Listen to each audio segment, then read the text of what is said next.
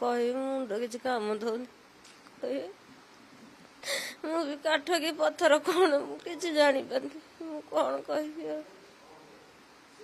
ମୁଁ ଏତିକି ଅନୁରୋଧ କରୁଛି, ମୋ ପିଲାକୁ ଯେଉଁମାନେ ମୋ କୋଳ ଶୂନ୍ୟ କଲେ ସେମାନଙ୍କୁ ଉଚିତ ଶାସ୍ତି ମିଳୁ, ମୋ ପୁଅ ଆତ୍ମା ଶାନ୍ତି ପାଉ, ଆମ ବାପା ମାଙ୍କର ଆତ୍ମା ଶାନ୍ତି ପାଉ।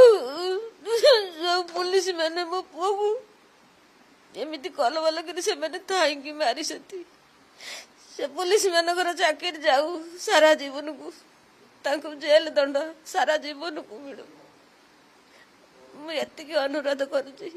ମୋ କଥା କୋଉଠି ପହଞ୍ଚୁଛି ମୁଁ ବି ଜାଣିନି।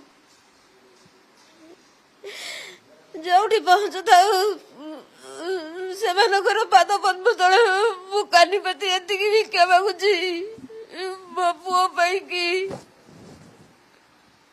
ମତେ ନ୍ୟାୟ ମିଳୁ। ମୋ ପୁଅ, ମୋର ତ ସବୁ ସରିଗଲା, ଆଉ କିଛି ନାହିଁ, ଆଉ କଣ ଅଛି? ମୋ କଣ ଶୁଦ୍ଧ, ମୁଁ କେମିତି ବଞ୍ଚୁଛି ମୁଁ ବି ଜାଣିପାରୁନି।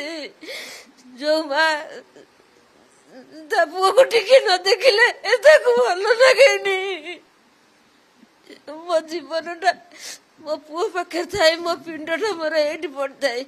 ଆଜି 10 ଦିନ ହେଲା ମୁଁ କେମିତି ରହିଛି ମୁଁ ବି ସେ କଥା କିଛି ଜାଣିପାରୁନି, ମତେ ବି ଜଣା ନାହିଁ।